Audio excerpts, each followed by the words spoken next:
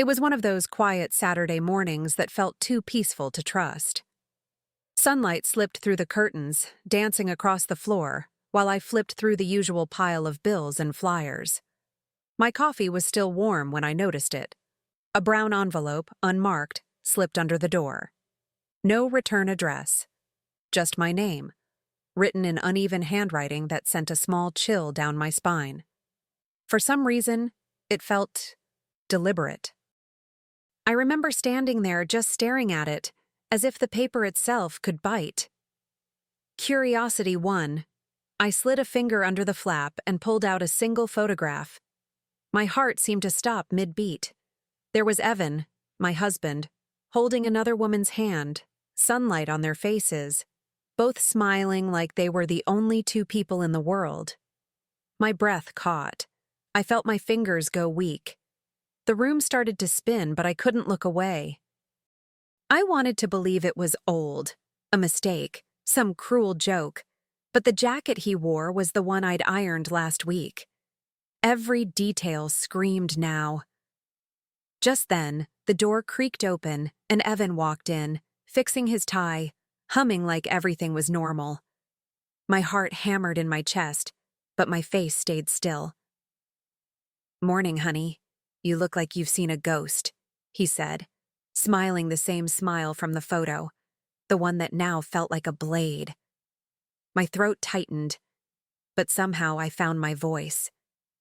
"Something like that," I managed, forcing a small laugh. "Rough night's sleep."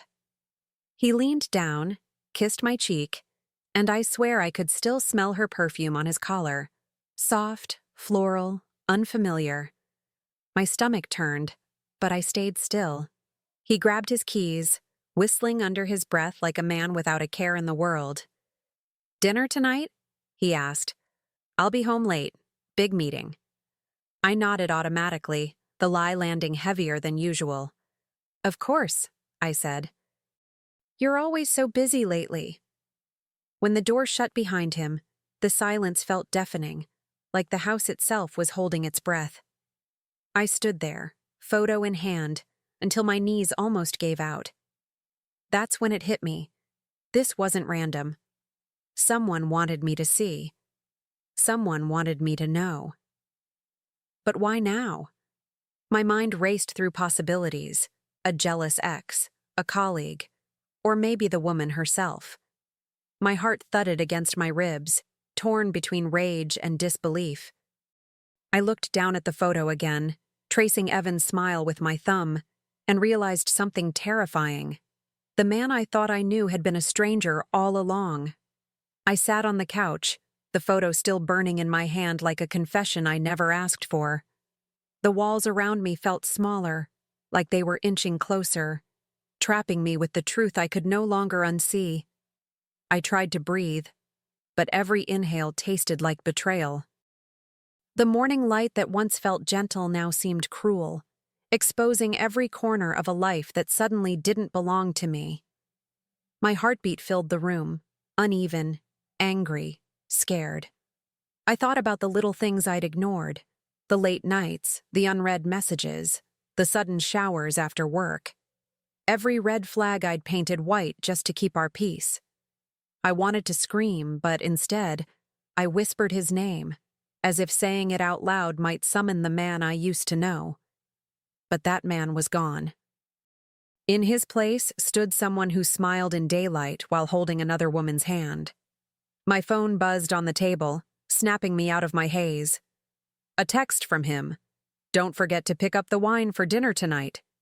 My chest tightened. I almost laughed at the absurdity of it, how normal he sounded while my world had just been cracked open. I looked back at the photo one last time and slipped it into my drawer. Whatever this was, it wasn't ending quietly. It was only beginning. I didn't sleep that night. Every time I closed my eyes, I saw that photo. Their hands, their smiles, the ease of it all. By morning, I felt hollow, like someone had scraped out everything inside me and left only questions. I needed answers, and I knew exactly who could help me get them. Nina, my best friend, my safe place, the one person who could look at my chaos and make sense of it. I grabbed the photo and drove to her cafe. The smell of roasted coffee beans hit me the moment I walked in. Warm, familiar, comforting. Nina took one look at me and frowned. "What happened?" she asked, wiping her hands on her apron. I didn't answer right away. I just slid the photo across the counter. Her eyes widened, and for a moment, even she was silent. "That's Evan," she said carefully. "Where was this taken?" "I don't know," I whispered. "But look at her badge." We both leaned in, the soft cafe light catching on the glossy surface of the picture. A hospital ID hung from the woman's neck. St. Mary's Medical Center. My pulse quickened. "You think she works there?" Nina asked. I nodded slowly, a new fire sparking inside me. "I think I'm going to find out." By noon, I was parked outside St. Mary's, the photo tucked inside my purse like evidence in a trial no one else knew was happening. My hands gripped the steering wheel until my knuckles turned white. I'd never been the kind of woman to snoop, but that morning something inside me had shifted. Trust had been replaced by purpose. I rehearsed a dozen lies in my head before walking through those glass doors, each one sounding more believable than the last. The hospital air was sharp with disinfectant and coffee, the scent of exhaustion and secrets. I approached the front desk, my heart pounding so loud I could hear it in my ears. "Hi," I said, forcing a polite smile. "I'm dropping off a lunch for Dr. Evan Carter's wife. She forgot it at home." The receptionist's fingers froze mid-keystroke. For a second, she just looked at me, her brow furrowed as if I'd spoken a foreign language. "Dr. Carter's wife?" she repeated, her tone cautious. "I don't think he's married. He's been seeing one of our nurses."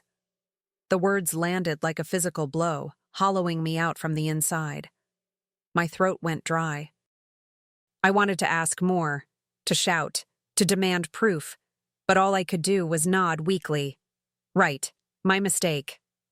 I turned and walked out before my composure cracked. Behind my calm steps, rage bloomed quietly, cold, steady, dangerous. The cool air outside hit me like a slap. I stood by my car, gripping the edge of the door, staring at nothing. The receptionist's words kept echoing in my head. "He's been seeing one of our nurses." My mind replayed the photo, the badge, the smile that wasn't mine anymore. For a moment, I almost pitied the woman, whoever she was, but pity burned fast when fueled by betrayal.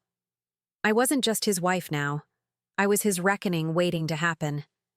Driving home, I couldn't decide what hurt more, his lies or the ease with which he told them. The man who once couldn't sleep without me by his side now spent nights in someone else's arms, under sterile hospital lights. My grip on the steering wheel tightened until my fingers ached. Every red light felt like a test of control. I wasn't ready to confront him. Not yet. I needed to know everything first. That night, as the house sat in silence, I spread the photo across the table under the warm kitchen light. My reflection stared back at me from the glossy paper. Eyes wide, heart broken, but not defeated. Someone had sent this to me for a reason. Maybe to hurt me, maybe to save me. Either way, I wasn't done.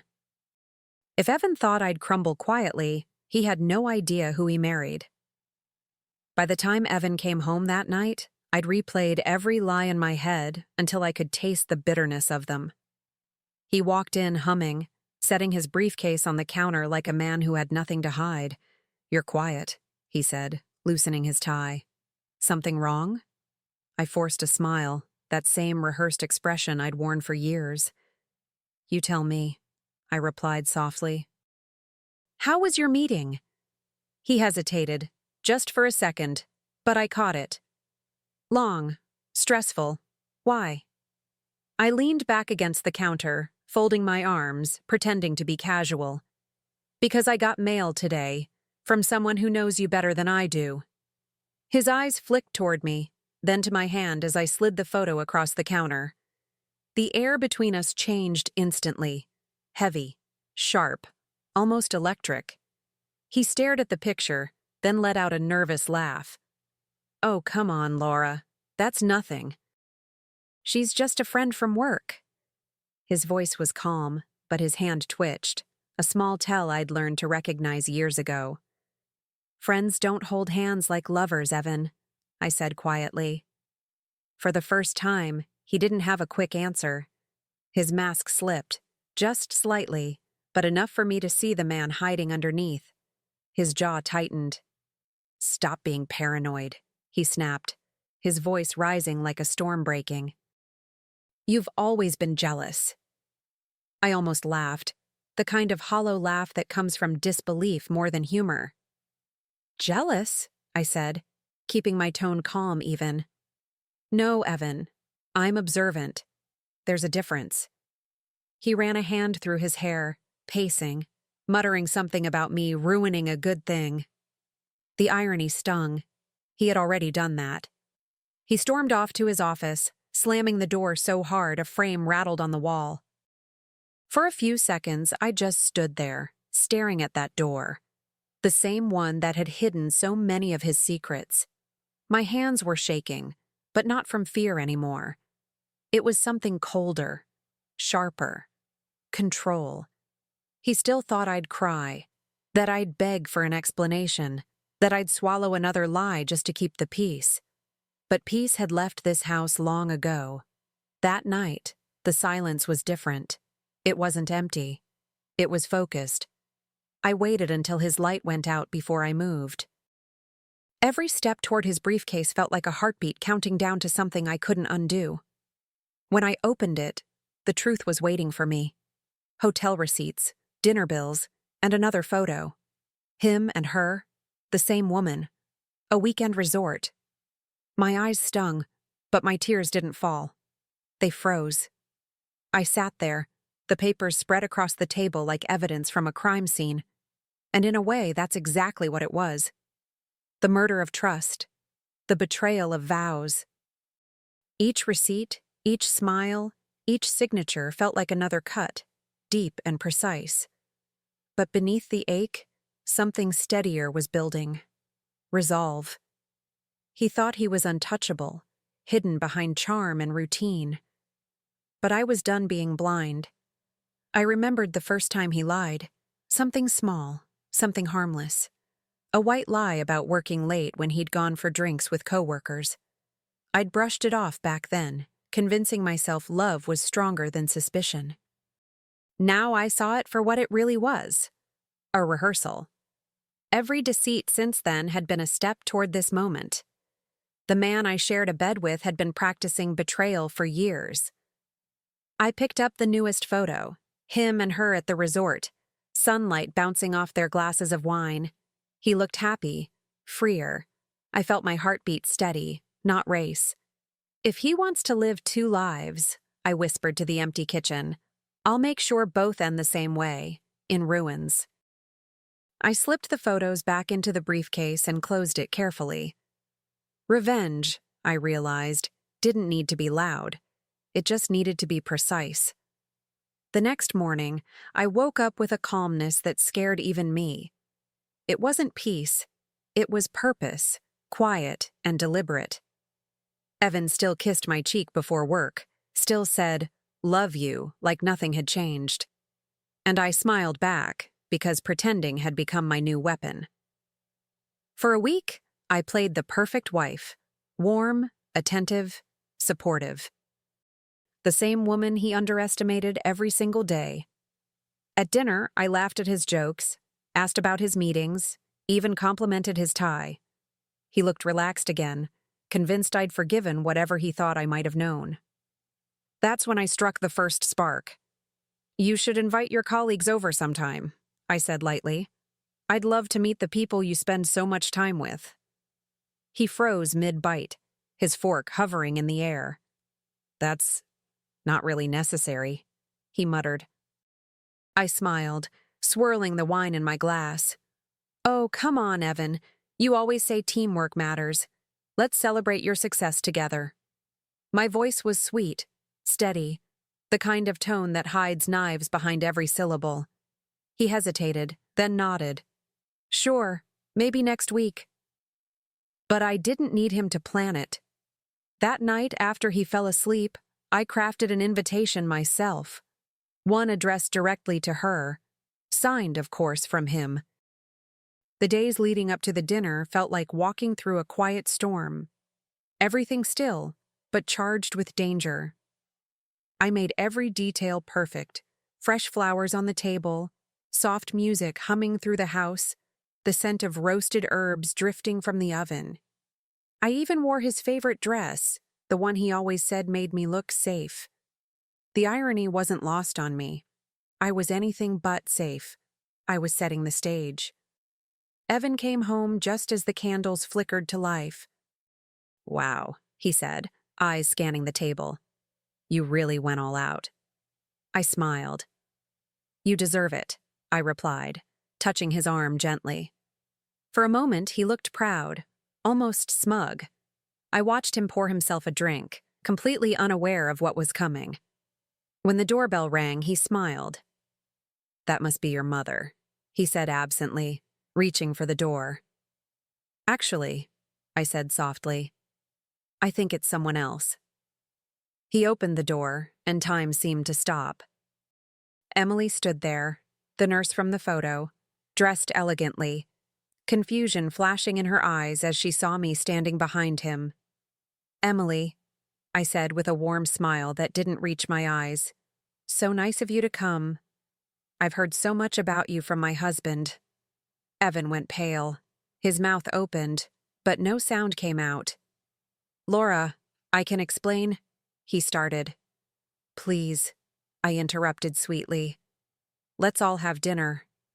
The three of us sat at the table, the air thick enough to choke on. The clinking of cutlery against porcelain was the only sound, a fragile rhythm masking the chaos beneath. I served the food with a calmness that didn't belong to me, watching Evan's hands tremble as he reached for his glass. Emily's eyes darted between us, her lips parting as if to speak, but no words came. She was realizing it too, that she'd walked straight into my trap. Evan tried to break the silence, his voice cracking. Laura, this isn't... I cut him off, my tone sweet as honey but cold underneath. Oh, don't worry, dear. I think Emily deserves to hear your version too. I turned to her, tilting my head just slightly. You see, my husband's been working very late lately. I thought maybe you could tell me if that's true. She looked down at her plate, her fingers trembling around her fork. No one moved. No one breathed. The air was heavy with things left unsaid. Secrets, guilt, humiliation. Evan's mask of control was gone now, replaced by something raw and desperate. He wasn't the man from the photo anymore. He was cornered prey, and he knew it. I leaned back, folded my napkin, and met his eyes with quiet certainty. You've always underestimated me, Evan, I said softly. And tonight, that ends. Dinner felt like a slow-motion collapse. Every word, every twitch, every silence stretching thin enough to snap. I could hear the faint hum of the refrigerator, the tick of the clock, the storm building in both their chests. So, I said finally, my voice steady, how long have you two been seeing each other? Emily flinched, her eyes glistening. A few months, she whispered. He told me you were separated. The word hit me like a slap. Not because it was new, but because it was rehearsed. Evan leaned forward, panic breaking through his fake composure. Emily, please, he started, but I raised my hand to silence him. Separated? I repeated, smiling tightly. That's funny. We still share a bed, or at least we did until tonight. I could feel the blood rush to my face, not from anger, but clarity. It was liberating, finally seeing the truth with both eyes open. The mask had shattered, and there was no gluing it back together. Emily's lip trembled. She looked at Evan like a woman realizing she'd been tricked too. You said she was gone, she whispered. You said it was over. His silence told her everything she needed to know. I felt an odd kinship with her then, two women on opposite sides of the same lie. But pity didn't erase pain, and truth didn't erase betrayal. "He lies to everyone," I said softly. "But he forgot who taught him how." Evan's chair scraped against the floor as he stood, desperate now. "Laura, stop this!" he barked, trying to reclaim control, but the power had already shifted. I stayed seated, calm, my eyes never leaving his. "Why? Afraid of the truth?" I asked quietly. "You've been performing for months, Evan. I just gave you an audience." He glanced at Emily, but she wouldn't meet his eyes. The shame on her face said more than either of them could. I reached for my phone, my fingers steady, and tapped the screen. "You see," I said, "I recorded our last argument. The one where you said I wouldn't understand if I knew everything." I pressed play. His own voice filled the room, angry, defensive, and cruel. Every syllable twisted the knife a little deeper. Emily covered her mouth, tears spilling down her cheeks. Evan's face drained of color. He was trapped in the sound of his own betrayal. When the recording ended, silence wrapped around us like a verdict. "Now you both know the truth," I said softly. "You can have each other, and the consequences." I stood, folded my napkin neatly beside my plate, and walked toward the door. Neither of them spoke. Evan's hand twitched like he wanted to reach for me, but he didn't. He knew this wasn't a fight he could win. Not tonight. Not ever. I stepped into the hallway, my pulse steady, my mind sharper than it had been in months. Behind me, I could hear the faint sound of Emily crying and Evan muttering something under his breath. Excuses, probably. They always came easy to him. I grabbed my purse, my car keys, and one last piece of evidence, the same photo that had started it all. It felt poetic, closing the door on the same lie that had opened my eyes. Before leaving, I sent one final message. Not to him, but to his boss. The email was simple: a few attached photos, the audio file, and a short note explaining his unprofessional conduct. His boss's wife happened to be the hospital director. The fallout would be inevitable, but that wasn't my burden anymore. I hit send and slipped my phone into my bag. Justice didn't need to be loud. It just needed to be thorough. When I walked out into the night, the air felt different, lighter, cleaner, as if the world itself had exhaled with me. The porch light cast a soft glow on the path ahead, and for the first time in a long time, I didn't look back. Somewhere behind those walls, Evan's empire of lies was already starting to crumble. I didn't need to see it fall. I'd already won by walking away. 6 months later, life had settled into something softer, quieter, but stronger. My mornings weren't filled with dread anymore. They were mine again. I'd traded chaos for calm, lies for silence, and it felt clean. I was sipping tea by the window when I heard the familiar thud at my doorstep. Another envelope. Brown, unmarked, my name written in the same uneven hand. For a second, my breath caught. A ghost from the past come to visit. I picked it up, fingers tracing the paper, half expecting another photograph meant to break me. But this time, when I opened it, there was no betrayal, just validation. Inside was a newspaper clipping. Local doctor loses license amid scandal. I stared at the headline for a long time, a faint smile tugging at my lips. There it was, the ending he'd written for himself, signed by his own deceit. I reached into my drawer and pulled out the photo, the one of him and Emily holding hands in the sunlight. I slipped it into the envelope beside the clipping and grabbed a pen. My handwriting was steady now, confident. I wrote one simple line. "You kept your secrets in the dark, Evan. I just brought them into the light." Then I sealed it shut, walked to the mailbox, and sent it back to where it belonged. As I dropped the envelope into the mailbox, I felt an odd calm settle over me. Not triumph, exactly, but peace. The kind that comes after surviving a storm you thought would never end. The street was quiet, the air crisp with the scent of rain that hadn't fallen yet. I tilted my head toward the sky, feeling the sun warm my face. It wasn't forgiveness I felt. It was freedom. The pure, unshakable kind that no one can take back. Walking home, I passed the coffee shop where Nina and I had once sat, piecing together the first clues of his betrayal. I smiled, remembering her words. "You'll know what to do when it's time." She'd been right. Back then, I'd been trembling, uncertain. Now, every step felt deliberate, every breath steady. I didn't need revenge anymore. I'd already reclaimed something far more valuable. Myself. When I reached my porch, the sun was setting, painting the world in gold. I stood there for a while, watching the light spill across the horizon. My story hadn't ended in anger. It had ended in clarity. The woman who once waited by the window for a husband's lies was gone. In her place stood someone new, wiser, calmer, unbreakable. And for the first time in years, I finally felt at home.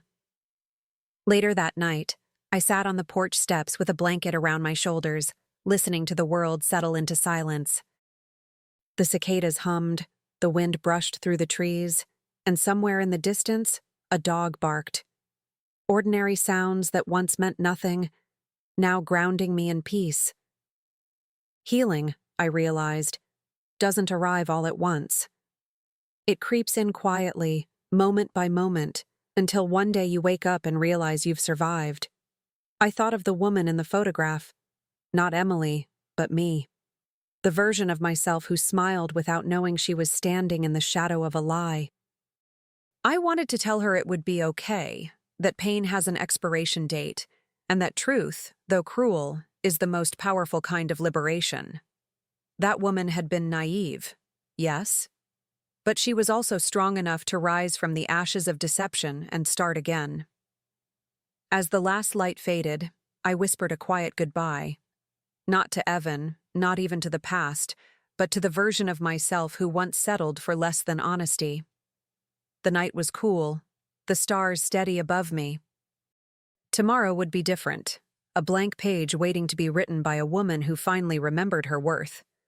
I closed my eyes, breathed deeply, and smiled. The dawn after deceit had finally arrived.